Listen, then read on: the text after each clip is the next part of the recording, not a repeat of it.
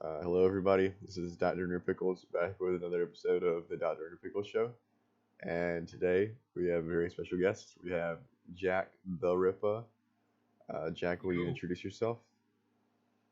um, I am a guy who plays on this server and has done so for many a year. AMA. I have some very good questions that I have planned Sure. out. Well, actually, no, I don't know if you call them very good. It's just what I've gathered as a big player that I Okay. think would suit you. So I want to Sure. start off with something simple. Space Mhm. Valk. Probably the Yeah. base you're most well known for, arguably, because you made a lot of really good bases. So I want to know about Space Valk, all about it. Oh, okay. Um, ooh, that's a surprisingly long story, but I'll. Is there any time constraints or does it Oh, matter? absolutely not. Great. Okay.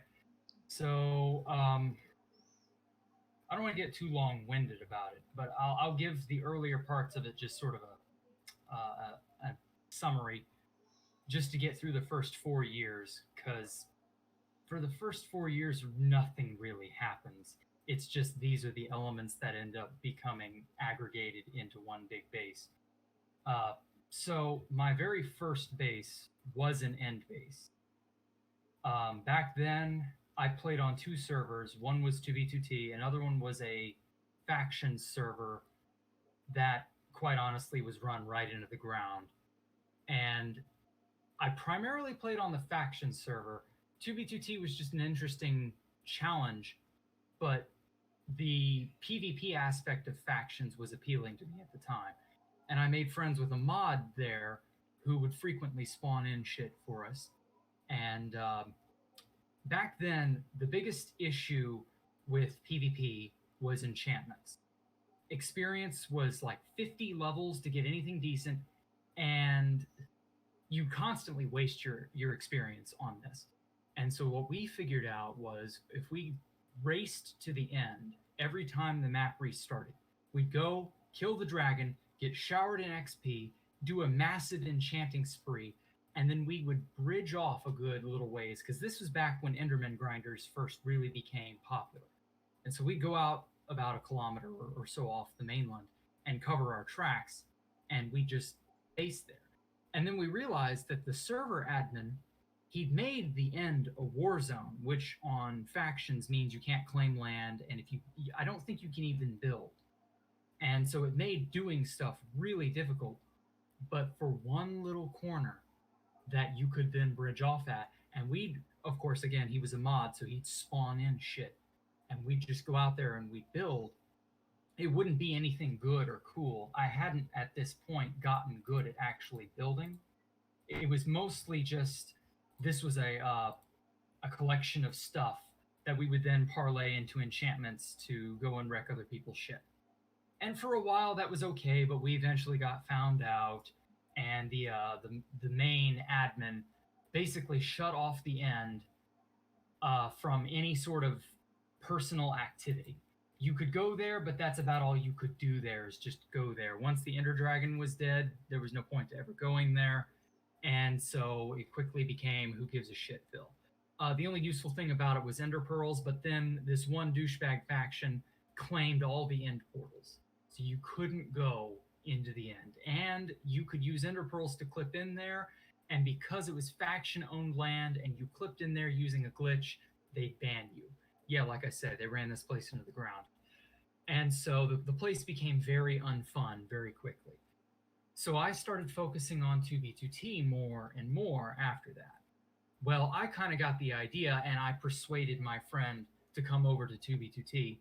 And there's a really sad story about that I'll get to in a moment. But my idea was, well, let's just find the end on 2v2t and we'll just go out there and build a base and do basically the same thing we did in the faction server. Well, this was May of 2012. And right at around that time, the alt migration happened. And for those of you who don't know what that was, it was there was this massive list of alt accounts that were collected by those types of people, and Mojang nixed that. Just they shat on that, and I don't blame them because those were legitimate people's accounts who were stolen and all that shit. But unfortunately, my friend who was a mod on that server, he was using a pirated account, and when Mojang nixed those alt accounts, that was pretty much the end of his ability to play 2v2t, and he just never came back. So it was just left to me. I went ahead and made all the preparations necessary to get the base up and running, and before he could get out there, his account was literally Mojanged out from underneath him. So it was just me. And for like 2.5 months, it was just me building out there with my brother's account to act as a mule, and nothing happened. I was just out in the middle of bumfuck nowhere building in this void, and it was just so peaceful. There was no ugly land, no terraforming needed, nothing that, like, it was just me, a bucket of lava, and a bucket of water. And I swear, like, some people, you know how they'll go out in the middle of the woods and they'll live off the land? I felt like that's what I was doing, but over nothing. And it was amazing. And then some other guy had the exact same idea, and he bridged out and found me. And I was scared shitless. And he very quickly said, "Oh, no, I wanted to do this exact same thing. Hey, let's build a base together." And I'm like, well, he already knows where I am, so I may as well just go along with it. So from that day forward, I took all of my items onto all of my accounts, which was only 2. And I just kept all my valuables on me and logged out. And then one day, I logged in, and I was suffocating. And I thought, oh shit, this is the time. We were found. We're done.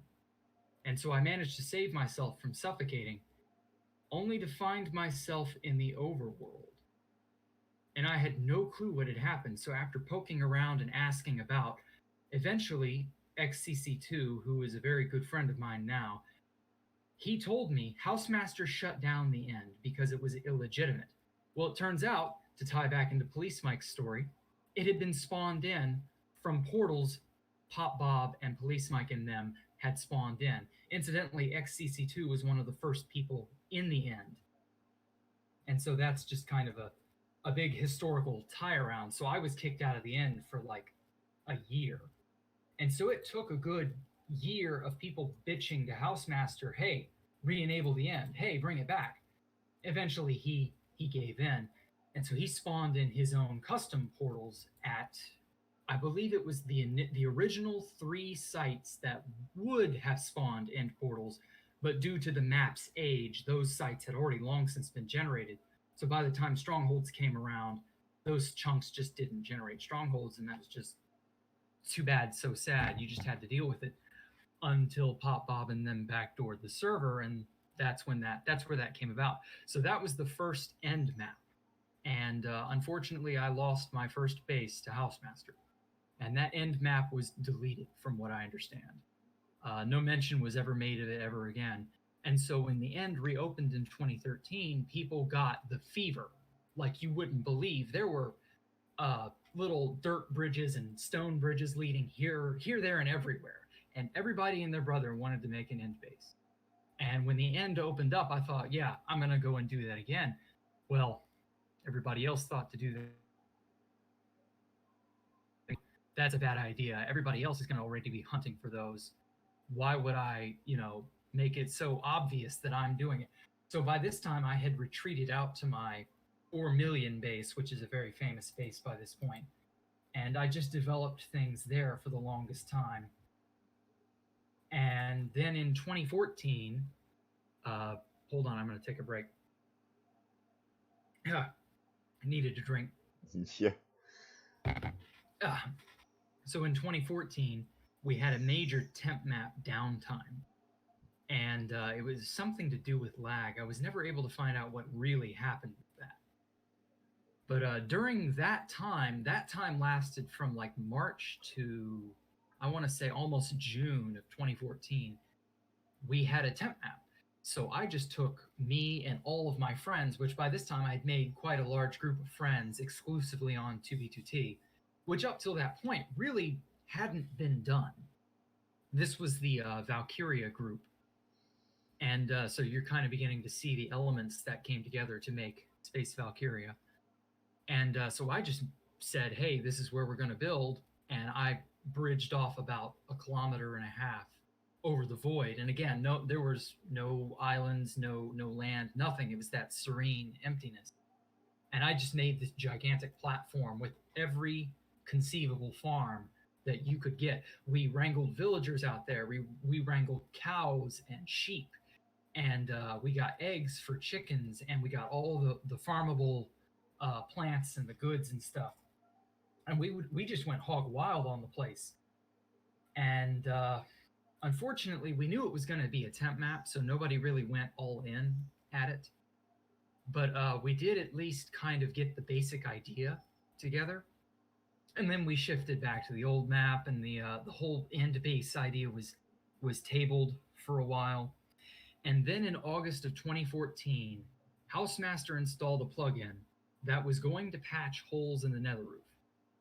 Well, turns out this also patched all the holes in the end, all of the ones at Y level 0.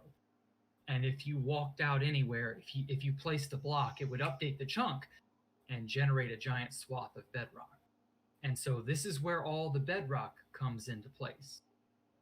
And so one of my friends, his name is Stupid Walrus. Unfortunately, he doesn't play anymore. But he asked me, I want to build an end base. What should I do? And I said, oh yeah, Tristan told me about these massive swaths of bedrock that you could now generate. You should go out like 10K and make this little island out of bedrock and then just build whatever you want to on top of that. Well, he didn't go out 10K, but he did go out about 1,500 blocks or so, just generating bedrock as he went. And it was a slow process because you had to update each chunk, and it was a pain in the ass. But it worked. So he went out there a little ways, built his little kind of resort area, didn't really make too much of it, but he covered everything in water, which if you've seen videos, I think Fit made a video on it back when, or at least he touched on the topic when he made his video on Space Valve. There was this little area that Stupid Walrus made, and it's all covered in water, and it's at the end of this big, long bedrock strip. And so months passed, and then there was the giant base, Asgard 2. That was it. And Asgard 2 was a shit show. Let me tell you. People just, like, it was a great base in the vein of Valkyria, but at the same time, like, it was incited within a week, 2 weeks, something like that. Like, It's obviously typical Valkyrian structure. Typical Valkyrian structure right there. It's doomed to fail. Well, see, that's the thing. The original Valkyria did great, but I think all the subsequent copies failed because people tried to do it too much. People tried to replicate that magic, and you really can't recapture that magic after the first time. Oh yeah, you were the original Valkyria, right? Oh yeah, I was there too, and that's, like I said, that was where that's where Space Valve gets its name. So I ended up after Asgard 2 crashed and burned. There was a big annoying player that everybody was fond of hating on. It was Ormonger, and I'm sure you remember Ormonger. And so Ormonger and the Valkyrian group kind of had this little dynamic going on, and they hated each other, and it was just kind of ha-ha drama. You know, we were still a very small server back then. We loved to fling shit at each other. It was just one of those things. And so Ormonger, of course, is the one who got the coords to Asgard 2 leaked to. Somebody went on a public alt and directly leaked it to him. And he immediately started waving he hadn't even gone to the base, and he was waving it around like it was a victory. And so, of course, people noticed, and we all just decided we're going to just grief it before he gets the chance. And so that's exactly what we did. Well, meanwhile, Oh, by the way, no dupe had happened for like a year and a half at this point. So resources were kind of becoming a little more stretched out. And in the process of griefing, I got a ton of resources. And I'm like, you know what? The end has been open for a few years at this point. Nobody cares about it. And I just fell into a ton of mineral wealth. Let's go start an end base.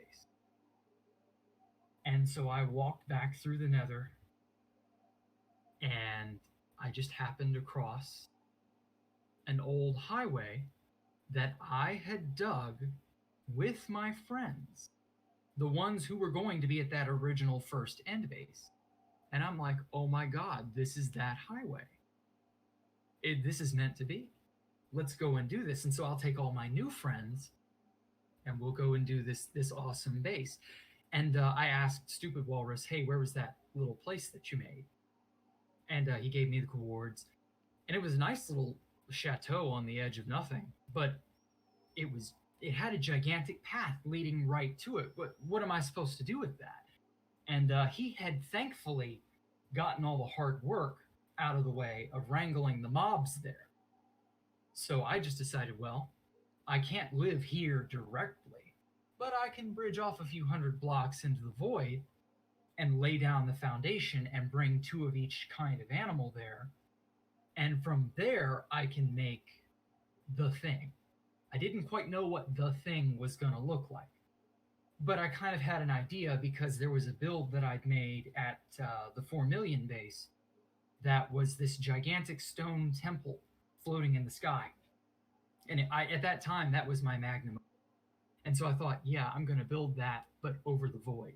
And it's going to have every manner of amenity possible. And slowly but surely, it just shaped up into this gigantic tower. And I didn't get to finish this, but the crowning jewel was going to be this massive artificial jungle at the very top in this little enclosed dome. And it was going to have like a river running through it, and it was going to have like wild melon in it. It was going to look as natural as possible. And luckily, blessed XCC2 came along, and I like I'd said, there hadn't been a dupe in a while. Well, I go out there, start laying all the foundations, and XCC2 tells me, hey, Jack, imps are back. And for those of you who don't know, they're infinite blocks who were, they were really like 2 billion, 2.8 billion something blocks all compressed into one. And due to how I forget if it was NBT tags or something, I had this explained to me a long time ago, and imps have long since been patched. They're not coming back. But that was how I got all the resources. Pyrobyte gave me a few imps. XCC2 gave me stone, gold, diamond, iron, emerald, quartz, like the works, beacons, more wealth than I had seen in many years. And you put them in a dispenser. They were very special blocks. You couldn't directly touch them. You had to use the number keys and the mouse to move them around in your inventory. Otherwise, the server would wreck them. And you would put them in a dispenser, and they'd just shoot out. And it was literally a cascade of just any valuable material you could want. And that's how I built Space Valk. The stone, the quartz, all of it.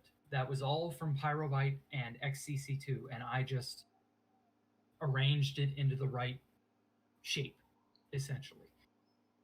And everybody's always talked about Space Valk, but honestly, I never liked how it was unfinished. I never got the chance to really do justice to it.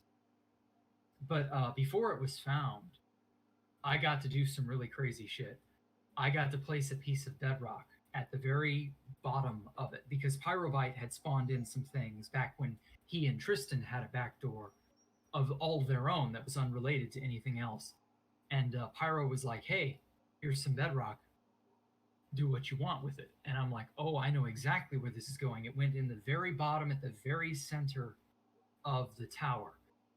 And it was just like the accentuating piece. I was the only person who got to legitimately put bedrock in their base up till that point. And there were a few other places like Wrath Outpost had bedrock. Obviously, there's Passy Town that had bedrock. I think Plug-in Town had some bedrock at it. Some various other bases I think have had it, but like that's a very exclusive group to say, hey, I've gotten to actually place bedrock before. And then here's another even more exclusive thing that I got to do. Now, unfortunately, I didn't get to place it because they weren't placeable. But Pyro also gave me a command block, and it was useless, and it got deleted when Housemaster changed and altered the illegal items plugin at some point. But I got to actually hold a command block at Space Valk, and it was one of the coolest things that I'd ever seen. And unfortunately, Pyro lost his stash not too long after that. That had all that illegal shit. That's where all the player heads came from, and I want to say that's where Enchanted Glass came from Imp Space. That's right. But yeah, that's basically the story of Space Valk. And we were found by Jared and Talo not long after that, and then we bridged out a little ways after being found, and we just made another base because there are actually two parts to Space Valk. And then I built an entire island in the style of like what you'd find in the overworld, and I just built it out there with a little shrine on it, and we just lived there. Oh yeah, that's right. And then while I was doing that, we also went around and destroyed all of Housemaster's secret end portals, and that was it. We closed down the end for like almost 9 months until 1.9 hit. And so for a very small amount of time, my group and we held down the end, and Space Valk reigned supreme for what seemed like an eternity, because things kind of got boring out there after a while. And unfortunately, no dupes came out at that time. We were kind of chomping at the bit for Elytra, but that hadn't happened yet. It was just kind of sit around and twiddle your thumbs thing. And then, unfortunately, we got griefed not too long after 1.9 hit. That was when the boat fly came out, and then some interpersonal drama happened, and that's basically what led to the true demise of it. So yeah, that's pretty well the whole story.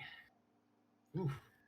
Yeah, I can definitely relate to the end getting boring after a while, because I based in the end on a 9B for a really long time. And once you're out very far at a place like that, end stone gets really annoying after a while to look you don't at. want to see it. Yeah, it really sucked after a while just sitting on everything you've built and collected, having nothing to do with it. So, on that, having the scenery of the overworld really does break up the monotony. yes, that variation and not knowing what you're gonna find next. But I mean, in the end, it's just in stone galore, always in stone. Hope you like brown or tan or whatever color it is. So I would like to ask you about something else now. Sure. Sato 86. Uh-huh. You know the guy. You based with the guy. Mm-hmm. The guy led you places. I want to hear all about the blue-pilled Sato 86. Led me places how? Like, what do you mean? I'd say in the sense of led Valkyria, if that's even true. He was. Well, honestly, he wasn't. Well, he was in charge, but he wasn't in charge. Like, that's the thing. Valk was kind of a democracy to a degree. We all kind of were in charge of each other and of ourselves. Sato was a very he liked to play war, and that's kind of what led to all the earlier versions. Ironically, that's how I met him. He, Cold Wave, Drew Bookman had just betrayed them and Pyrobite. That's when this happened. This was like May of 2013. That they went to Spawn because they are, oddly enough, they had just discovered the big dupe of 1.5, and so they were showing off their wealth. And they went to Spawn, and they occupied 2K2K. And I had never been to 2K2K at that point, so I decided to drop by. And here I find all these farms and all this shit, and that's where Sato stopped me, and he's like, get out of here, new fag. And I'm like, oh no, you just didn't. And we eventually had a fight to the death. And I realize now that I shouldn't have won that fight because his Brazilian internet crapped out on him. His But favela internet. I guess because he said that he was lagging at that time. And like I said, I had no right to win that fight because when I did kill him, he had 2 or 3 stacks of god apples, several sets of max enchanted diamond armor, stacks of beacons and diamonds and emerald, shit that had not at that point really existed in robust amounts. Like when I killed him and looted his corpse, I knew there were shenanigans afoot. And it's because the 1.5 dupe was underway. And for those of you who don't know, that dupe turned the economy of the server on its ear. Like, it's because of that dupe that PvP took hours to really resolve itself at that point in time. And this is before the nerf to protection. So you could just wail on someone over and over and over, and the fight was always determined by the person who brought the most sets of armor. And like I said, I had no right to win that because he had so many sets of armor on him. He just lagged out and couldn't eat a golden apple in time to save himself. But apart from that, like, Sato was a very chill guy. Like, I don't get why he's got the hate that he's got. He's just tried to organize history as best he can, and he rightly so. Yeah, I mean, yeah, as best he biased can. he can. Yeah, it is biased because what other options or opinions can one have but of one's own history? Like, my history is personal and very biased, but I can only give you my perspective. So I don't know. I mean, it's whatever.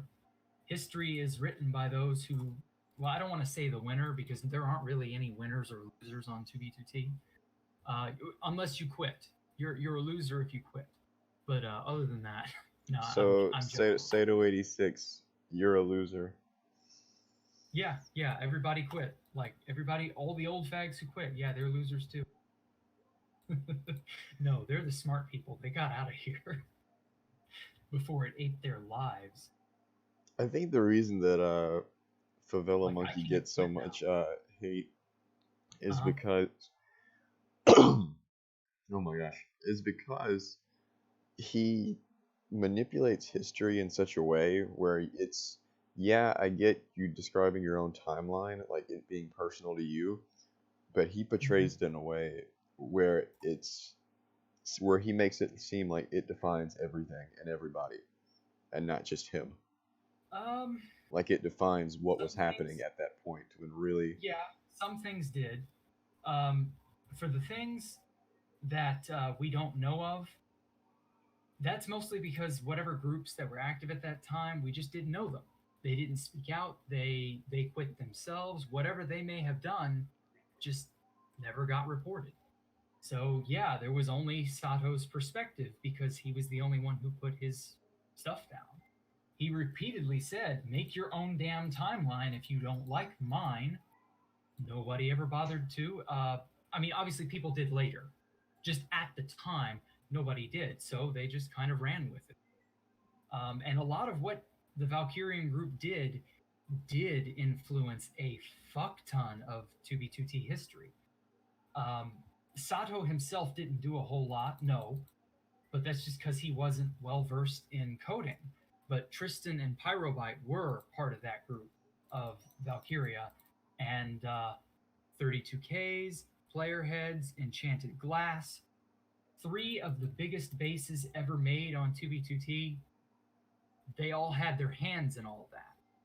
And so, yeah, the group as a whole has had members who have done tons of things. Now, whether or not you should attribute those individuals' accomplishments to the group as a whole, it varies from person to person. Pyro and Sato were very close friends.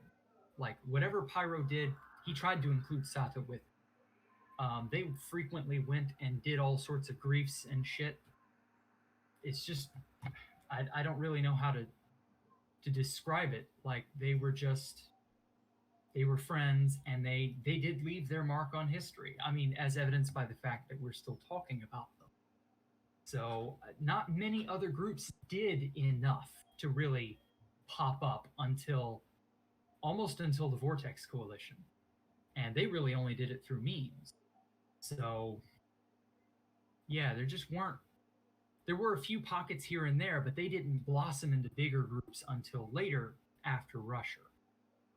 And so, yeah, I mean, you really do have to give credit to them. There wasn't much else before that except for Imp's group, but Imp was so tight-lipped about everything.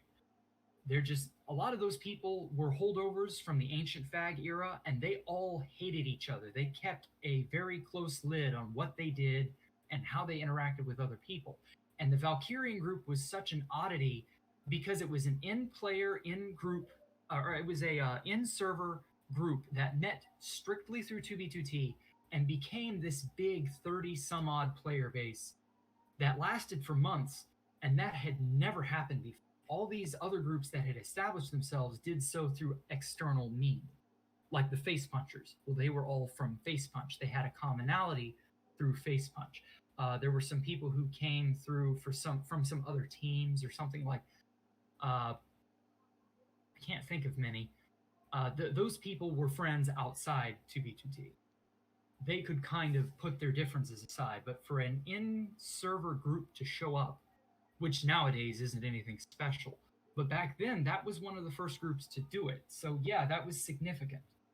I don't really know what else to tell you on that front. So, in your opinion, do you think his timeline is a better descriptor of the server as a whole, or Valkyria history as a whole? It's more indicative of Valkyria's history than the server's history as a whole, but only because so many of those groups either withered away and didn't say anything to anyone, or they were holdovers of various old factions that just didn't talk because that was policy to just not advertise what you were doing. There was a lot of secretive shit going on. That's just kind of how people were. People were at each other's throats for a very long time up until, I want to say, the 1.5 dupe.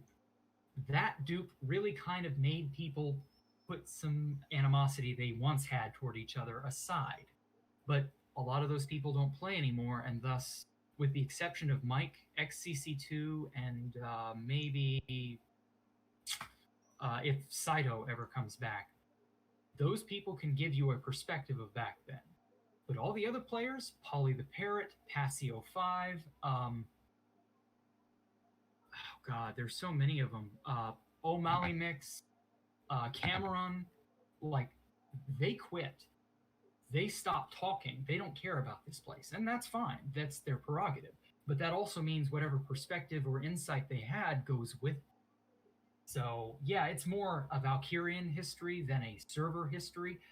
But when you're the only voice in the room saying anything, of course, you're the only one who's going to be heard. Is it indicative of everything? No.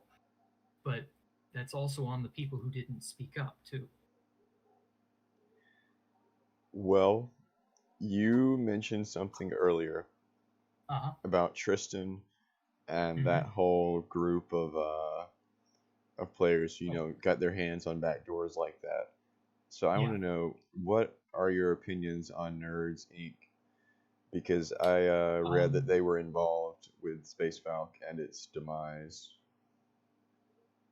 I'm not a fan of the people in Nerds Inc. I don't care for them personally, and that's really all there is. They grief bases. They griefed my base, and I don't tend to associate with people who go out of their way to destroy my shit.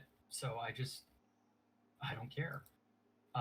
The irony is, they were at their highest in 2016 before Russia.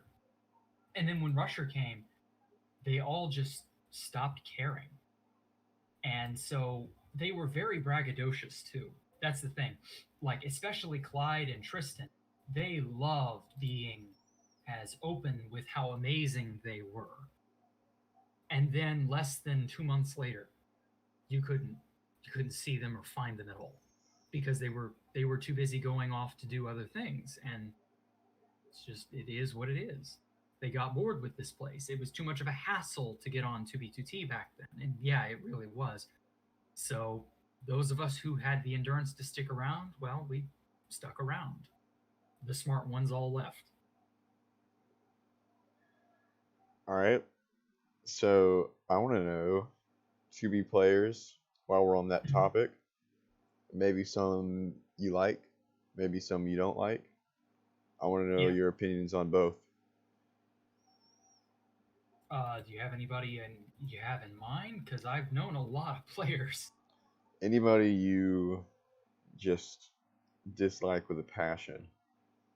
Um, I used to dislike Pop Bob, but I didn't know him, and I still don't know him. But I realized that not liking someone you've never really met, I literally can count the number of interactions I've had with him personally on one hand. Like, that's irrational. There's no point to that. So I kind of don't care to go out of my way to dislike anyone anymore because people I don't like, I'm just not going to bother getting to know, and thus not going to associate with them, not going to talk to them. Who cares? I don't have an opinion on them. I try to just ignore them because there's no point in worrying about them. There's no point because what other people do, they're going to do it. You have no power over that. Not really. You can fool yourself into thinking you have power over it, but every time I hear about a base being griefed, or I hear about somebody trying to make a bargain with someone who could potentially grief their base, I'm always hearkened back to an exchange between Chris Layton and Pop Bob. And this is a great insight to what it's like to deal with a troll. You can't bargain with them. They want you to beg for whatever it is they can withhold from you. And Chris Layton messaged Pop Bob over Steam, like, why did you destroy? And he was at a base with like Judge Holden and some other people. And Pop Bob just said, yeah, all people who hang out with Judge Holden have to be destroyed. And it was just him fucking around. Like, it wasn't anything special. And yet Chris Layton kept going on and on, like, dude, it's not cool. You shouldn't have griefed my base. And I'm just like, Chris Layton, you don't realize you're bargaining with someone who doesn't care. You can't argue or reason with someone who's out to get you. So there's just no point. Just don't worry about it. You can't do anything anyway. You're just going to make yourself look like a fool. Don't worry about it. Live your life, be happy. Keep the people you like in your life. Forget about the ones who don't like you. They're not worth worrying about. And then the people I do like, I mean, I like all my old friends, obviously. The people, I don't know too many of the newer people from like Rusher and Agent GB, Ant Venom, and so on. It's mostly right now, there's a big faceless crowd every time I hit tab. I don't know who 99% of these people are. Yeah, tell me I don't about it. really care. Like, I I'd just- kill to go back to the 2014 list, like when you would look on there and it'd be the same people Yeah. every day that you know. It's I know. crazy. I do miss that. The ability to just at a glance say, "Oh, hey, so and so's on. Let's talk to them and see how they're doing." Like it Yeah. took me off guard a few weeks ago when I got on Constanium, and I was just I pressed tab and I saw names that I didn't know these people, but I know their usernames because I saw them so much whenever I pressed tab, like Imgur, for example. Like I didn't know them, but I saw them online all the time. So seeing that again was so nostalgic. Just, kind of a glance at what 2B2T used to be. And when it wasn't 50% bots. Yeah. Oh, that's the worst part. Like I can't play with chat on. Yeah. Like except maybe in the wee hours of the like really I don't even know of a time. Like I used to intentionally screw my sleep schedule up, and then I'd get on an alt just to see what like 3 and 4 in the morning what that was like, and it's almost like no one worth talking to is up, and everybody else is a bot. So there's just no point. And what little camaraderie there is, you get through Discord groups like the Spawn Masons, which that was an interesting little shitstorm back then, back last year. But apart from like one-off groups like that, you're really not going to. And then everybody else is tryharding to recreate all those types of things, and so those groups aren't worth being in. So I mean, the best thing you can do is really to talk to people in whispers and hope there's someone worth talking to. Because for now, 2B2T is like a fine wine that's had a ton of water poured into it. Over time, the water will evaporate off, but hell knows when that'll be.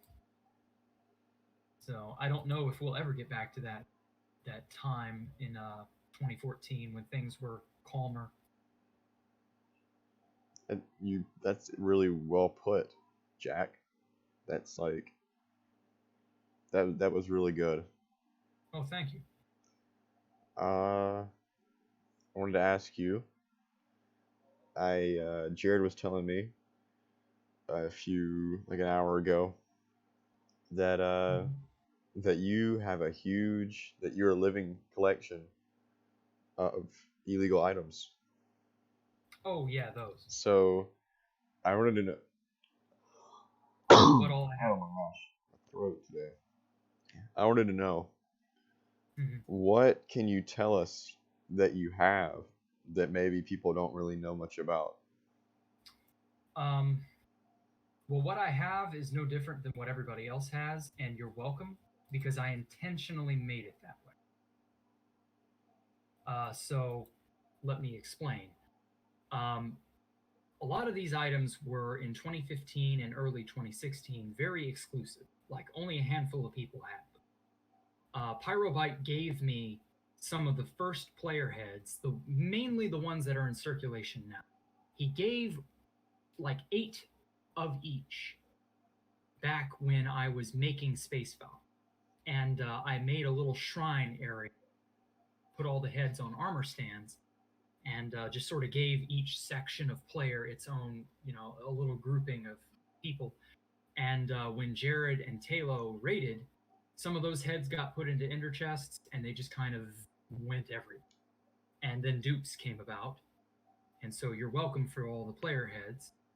And then later on in late 2015, Jared griefed imps, and Tristan was at imps, and he was part of the back door of 2013, and so he spawned in some shit there.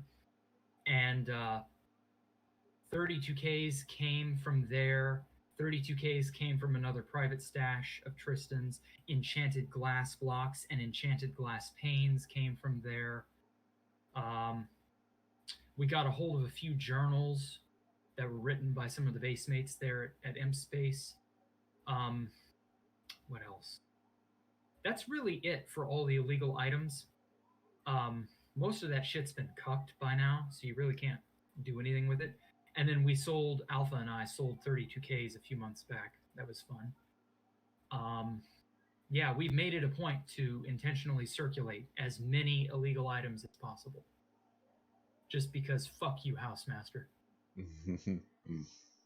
Now, as for the exclusive illegal items, unfortunately, I have to say none of these exist anymore.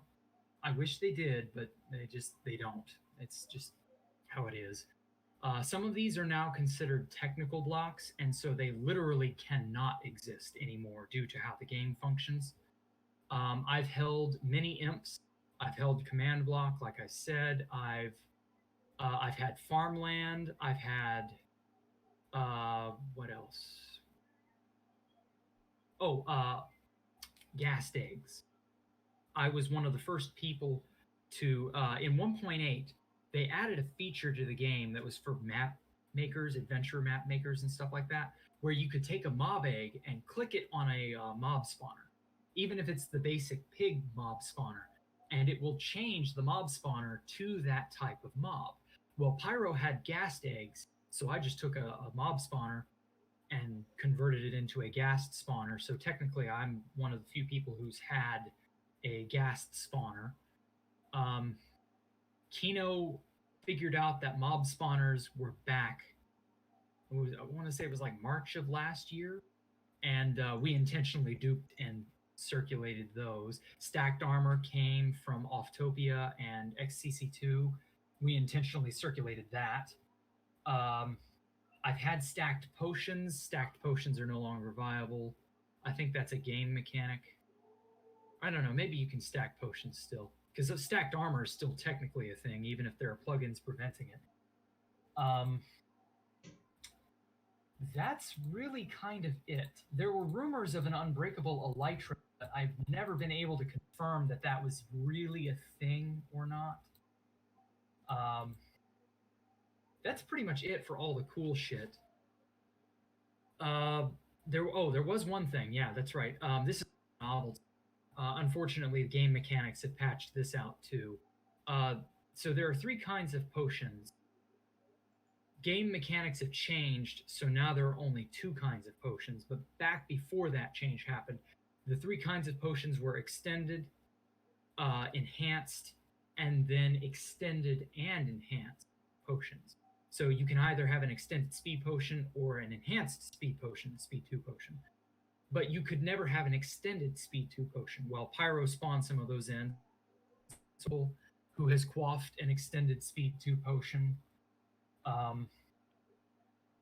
That's really all there is for exclusive items. There was a book hack that happened in late 2012, but that got patched very quickly. That was a fun time. There really aren't many other things. I've done some interesting, notable actions. Like I'm one of the few people who's ridden a horse on the Nether. One of the ways I meant to mention this Space Valk in the Space Valk story. I meant to touch on it. It was a cool idea, especially on the 2014 temp map. It became a pain in the ass to bridge back and forth to our end base, as well as to Space Valk. So Pyro, either he dug it up out of old code or he tweaked it to make it work. Pyro had a glide where you would hit yourself with an arrow after turning on glide, and you would literally fall at fractions of a block per second. So you could literally run on air, gradually falling down. And so you could cross 1,000 or more blocks with a speed 2 potion. If you got up to like 255, you just hit yourself with an arrow and you just glide. So you could go for a kilometer easily. And that's how we would get back and forth between the end base and the mainland. And then, of course, the bed TP. That was an interesting, unique thing. But so many people used the bed TP. I can't really call that exclusive. Oh, yeah, the lands. You were at the lands, right? Yeah. That's how we got back and forth to the land. That was the 4 million base, was the lands. Yeah, what was your experience there? It was a fallback base initially because I'd been kicked out of the end, so I didn't have anywhere to go. So I figured one day Mojang will add Stronghold to World Gen, and they did so in the most cucked way possible. But I assumed at the time that they would add them to just World Gen, like dungeons, ravines, mine shafts, and so on. They just infinitely generate along with the rest of the world. So I figured go out to some obscene distance and nobody will mess with me, and I can just build up a base, get resources, and then eventually I'll go back into the... And Housemaster said he would re-enable it at that time when Mojang made it legally possible to get there. Well, obviously that didn't happen for many more years. So I just made this amazing large base. It wasn't really that amazing. It was more amazing after the 1.5 Duke, just because I had better resources to work with. But that's where I refined my building, pretty much. I wasn't good at building at that time. But that was where I really worked up the skill. Apart from that, it's a nostalgic base more than anything else. That you look back on your first bike, like it's a cool thing, but you really can't ride it. It's old and busted, but you still wish you could. That sort of thing. Well, this interview definitely rivals Mike's by far. Well, thank you. So, as sad as it may be, I'm about to cap it off with one last question for you. Sure. Well, actually two, making it two. First of all, what advice would you give somebody playing 2v2t post-Rusher era from your experience playing the server? Just keep at it. Like, I didn't get here by quitting. Like, I say the people who quit, they're the smart ones. Well, no, they're really not. They're no more or less smart than anyone else. They just chose to do something else. They wanted to play League of Legends or Hearthstone or whatever tickled their fancy. And Minecraft was a passing fad. Okay, fine, fair enough. But if you want to get good at something, if you want to be good and notable, you're gonna have to do it a lot. You're gonna have to practice. You're gonna have to play consistently. And that's the thing. See, Mike can't tell you anything that happened beyond 2014 up until he came back after Rusher, because he quit. He didn't play consistently, and that was his choice. I think he was in the military or something, and he really couldn't. But he'd also gotten bored with it, and that's fine. But you gotta dedicate some piece of yourself to something to have it bloom into a worthwhile thing. Good builders don't get good overnight. It's a slow process of refining, learning, and most importantly, doing. Just do it. Like, I know that's a cliched saying, but it does mean something. You really do have to just do it. I think you answered both questions in that response, so Oh, cool. I want to ask the second one. This has been a really good interview. You're very well spoken. So you're more well spoken than I am. I'm kind of flustered at how well spoken you are. That's the exact same thing that Colt Snid said to me when I was trying to inside Voca. Yeah, I honestly don't really know how to describe this. I mean, you're just really, really well spoken. Oh. All right. Well, this has been good. I'm gonna go ahead and sign off the the interview, guys. Unless you have any last words to say. No, that's pretty much it. Like, unless you can think up another question. No, that's pretty much it. I'm all questioned out. Yeah. Just do it. Bye.